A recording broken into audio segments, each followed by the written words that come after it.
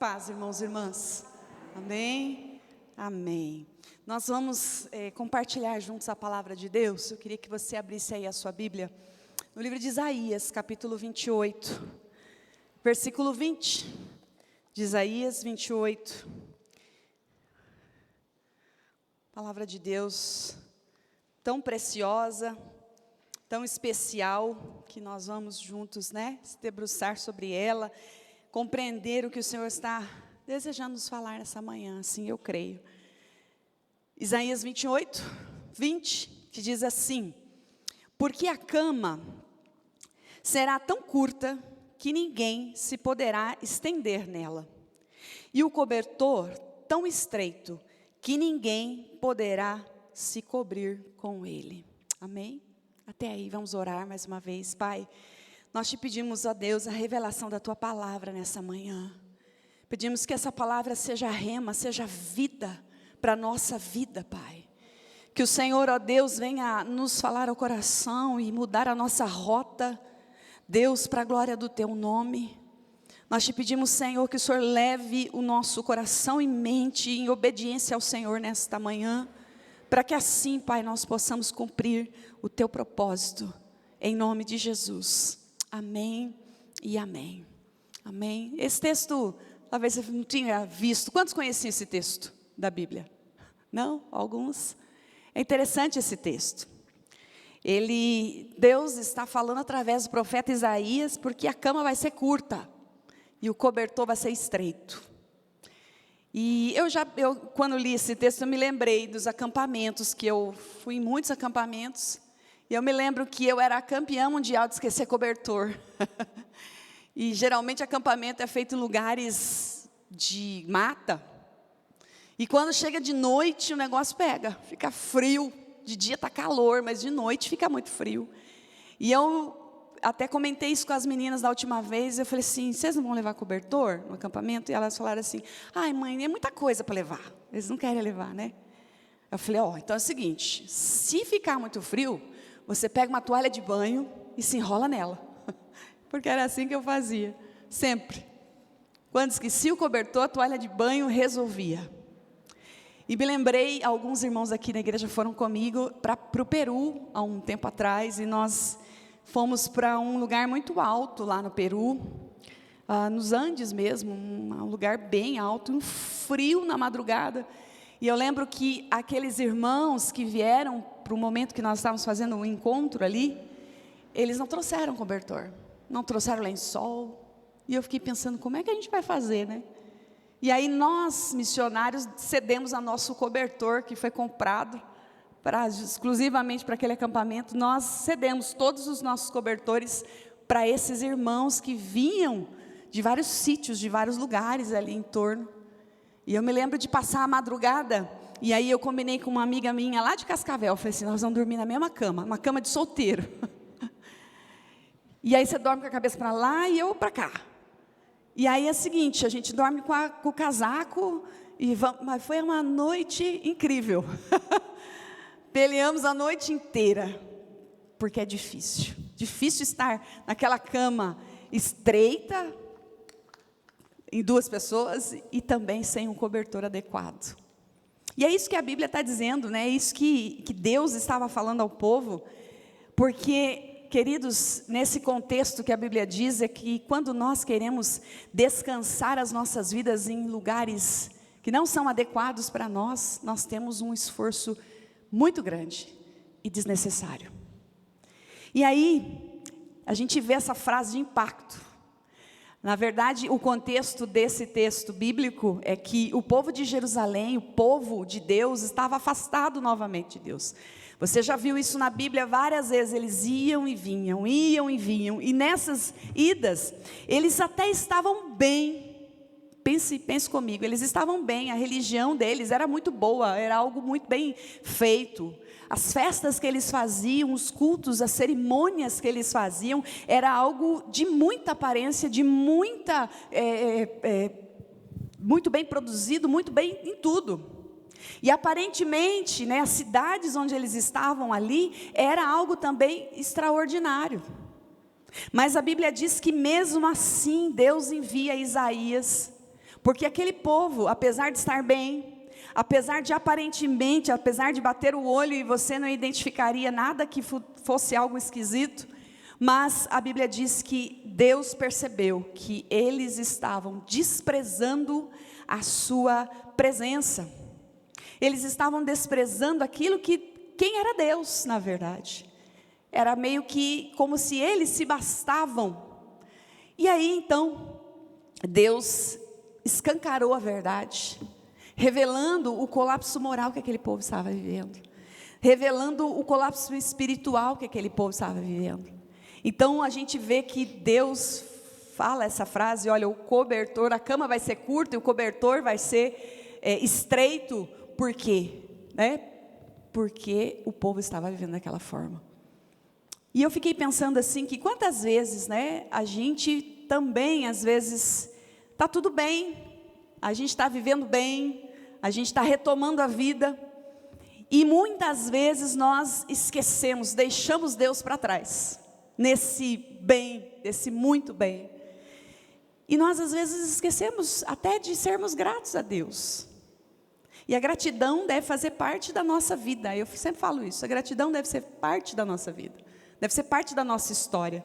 Quando a gente deixar esse mundo, as pessoas devem se lembrar de nós como um coração grato, não só às pessoas, mas sobretudo a Deus. E esse é um desafio que nós precisamos ter. A Bíblia diz no Salmo 34:8, diz assim: provem e vejam que o Senhor é bom. Feliz é aquele que nele se refugia, nele que ele confia.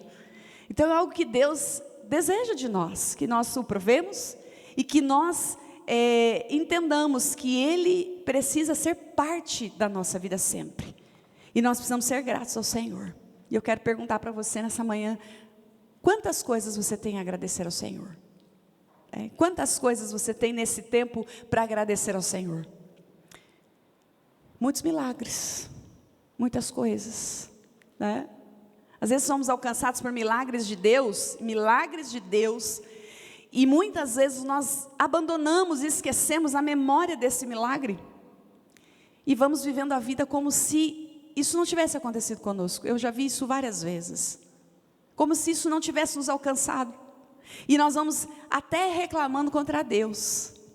E a Bíblia diz sobre esse povo, que o Senhor Deus simplesmente escancarou a vida deles. Deus disse para eles: vocês não terão paz, vocês não terão conforto, se vocês continuarem nessa posição. E é interessante, se você ler o capítulo todo, nós vamos ver apenas alguns trechos, mas você vai ver que aquele povo estava tão bem, tão tranquilo, que eles contavam com a ajuda de outros povos para cuidar deles. Eles pensavam assim: não, se Deus não der conta, a gente já tem o plano B, a gente já tem com quem contar.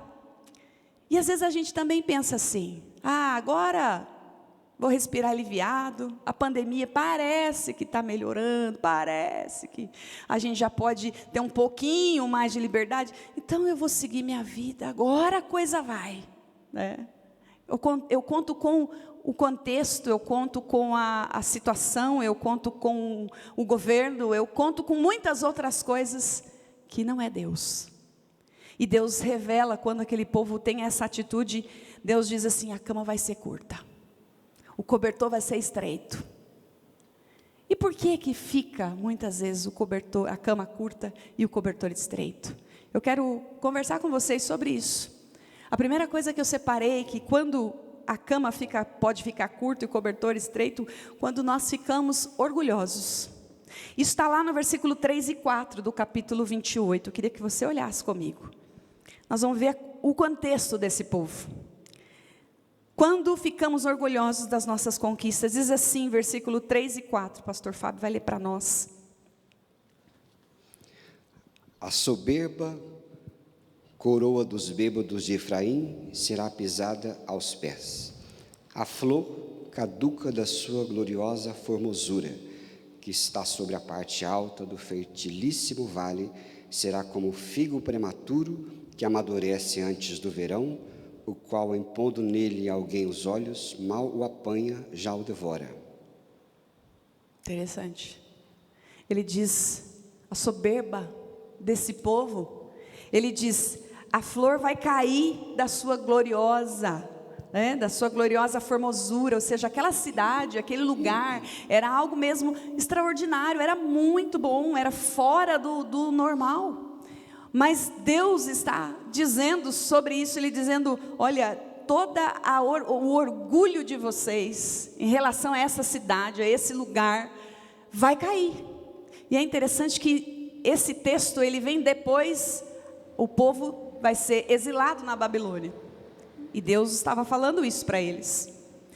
E aqui vem essa questão do orgulho. Quando nós ficamos orgulhosos das nossas conquistas, nós deitamos em camas curtas. Nós deitamos e tentamos nos cobrir com cobertores estreitos. Quando nós ficamos orgulhosos, às vezes a gente fala assim, eu tenho orgulho da minha família, eu tenho orgulho do time que eu torço, eu tenho orgulho disso ou daquilo. Na verdade a gente está dizendo assim, eu tenho satisfação disso, eu acho que isso é muito bom.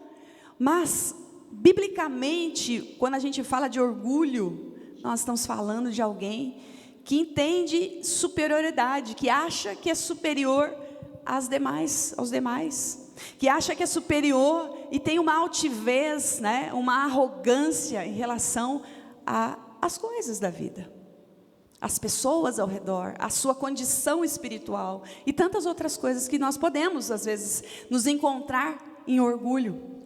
Porque a gente vê na palavra de Deus que Lúcifer caiu por causa do quê? Por causa do orgulho, não é verdade? Lúcifer foi destituído, foi mandado embora por causa do orgulho. Então significa que Deus, muitas vezes, nos permite deitar em camas curtas e cobertores estreitos e nos sentirmos desconfortáveis com a vida que nós temos, porque muitas vezes somos orgulhosos. Porque o orgulhoso, ele tem o seguinte pensamento, ele diz assim, eu não preciso de Deus, na verdade, eu sou Deus. É mais ou menos isso que o orgulhoso pensa, porque aí ele acaba se bastando. O orgulhoso, às vezes, não pede ajuda.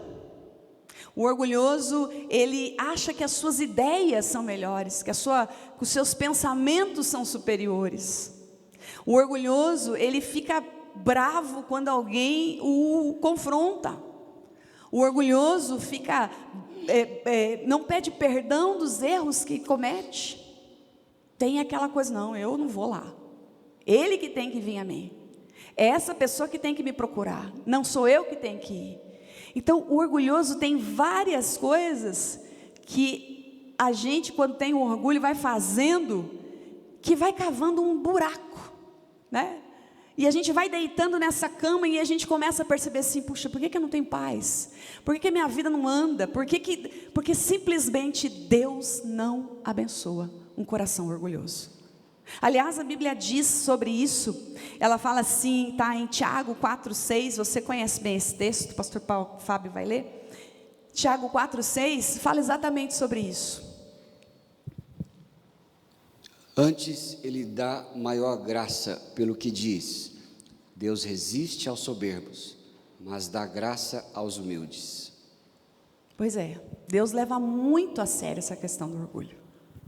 Ele diz, olha, eu entrego o meu favor, a minha bênção, a minha graça, que é o favor imerecido dele, eu entrego isso a quem tem humildade, mas eu afasto aquele que é orgulhoso.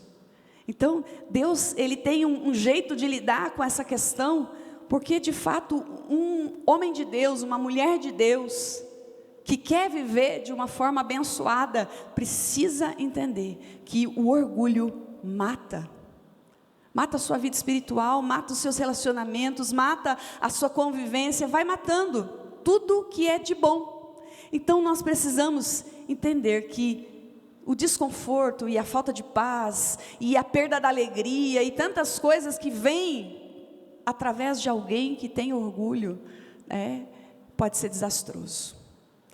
Então Deus, ele alerta, e ele diz assim, João 15, ele diz, eu sou a videira verdadeira, vocês são os ramos, e ele diz assim, sem mim, você não pode fazer coisa alguma. Então, se nós precisarmos, nós precisamos entender que há necessidade de sermos dependentes do Senhor, de sermos simples, amém, querido? Você está entendendo? Sermos simples, sermos humildes.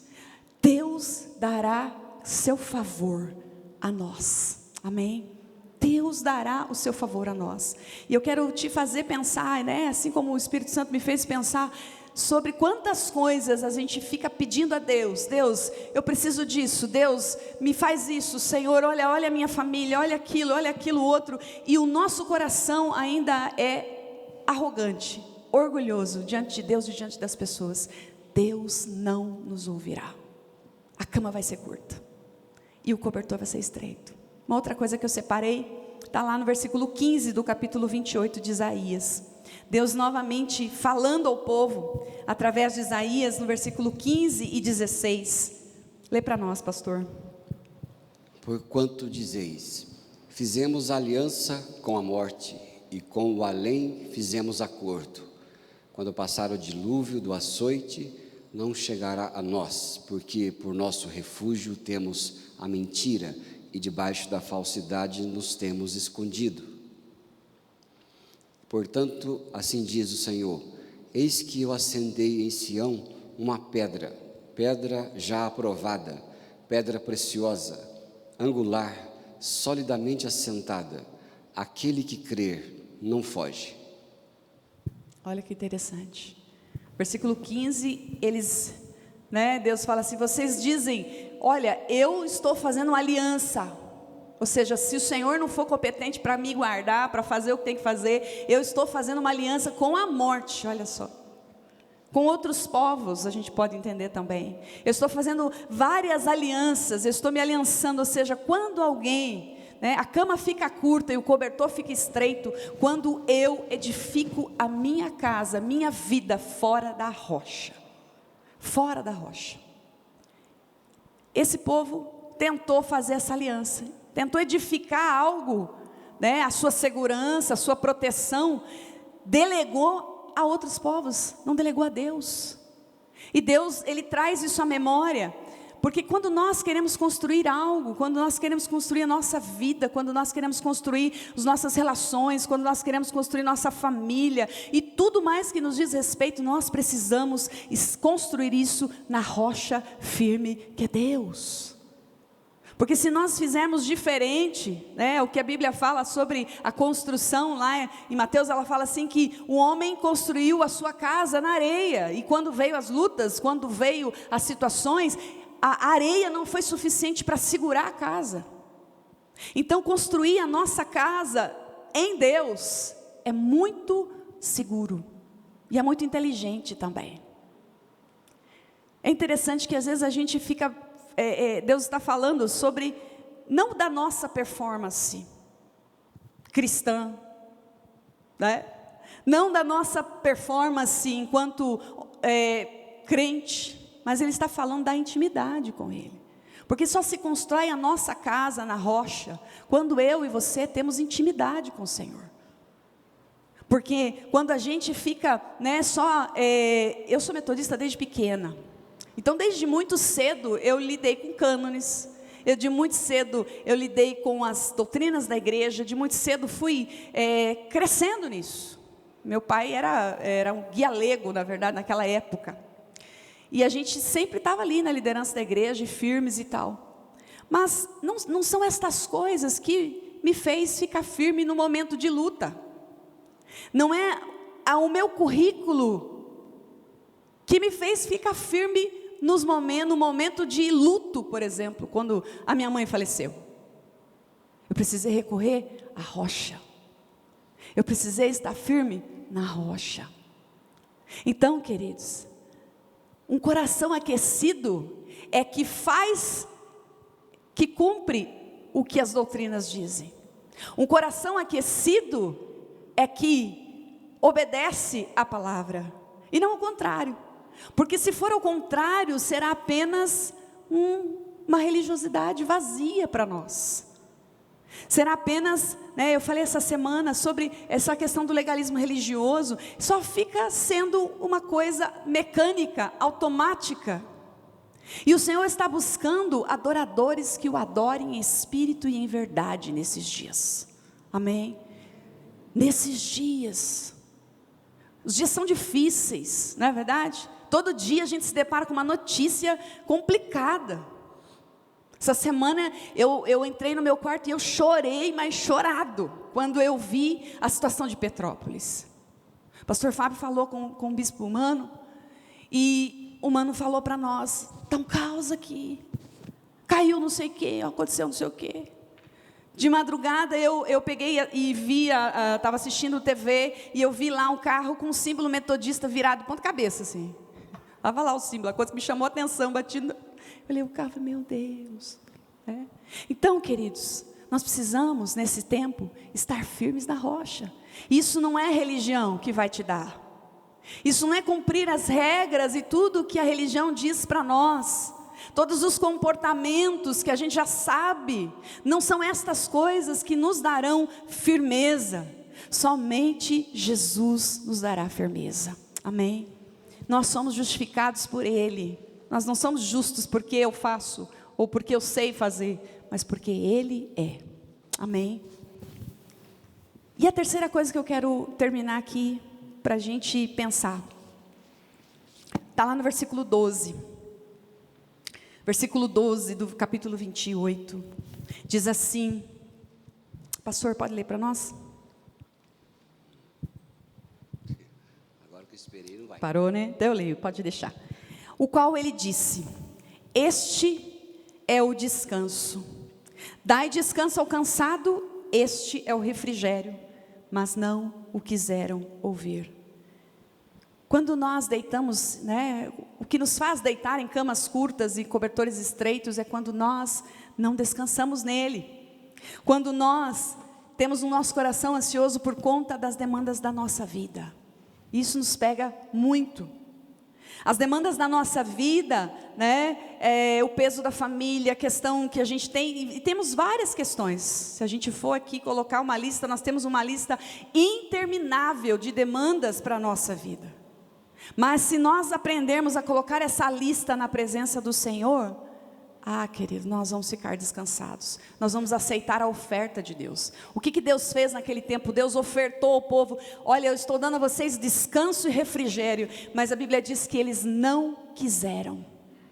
E aí então Deus deu essa sentença, porque a cama será curta e o cobertor será estreito.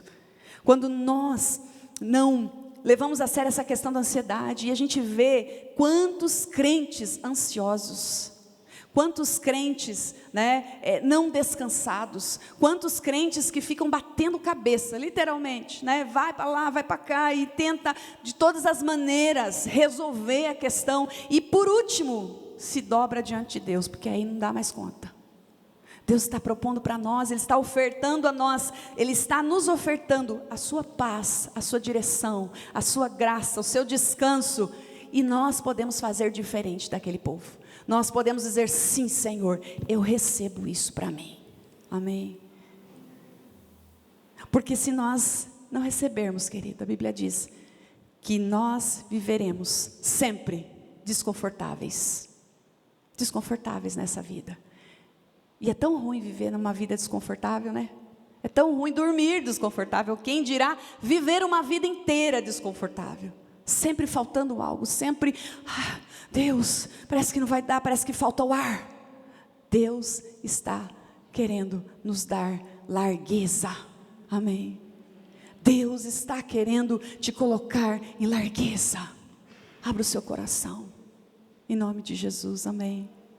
Eu quero orar com você nessa manhã. Eu queria que vamos ficar em pé, amém? Vamos ficar em pé. Eu não sei quantas coisas que você tem vivido ao longo desse início de ano já, mas o Senhor está nos dizendo: olha, você quer deitar em cama boa, confortável? Ele tem para nós. Não é um conforto que o mundo diz para nós, sem problemas, sem luta, sem nada disso. Não é isso que eu estou dizendo. Estou dizendo que Deus tem coisas novas para te oferecer. Estou dizendo que Deus tem segurança no meio das lutas. A segurança é que a religião não vai te dar.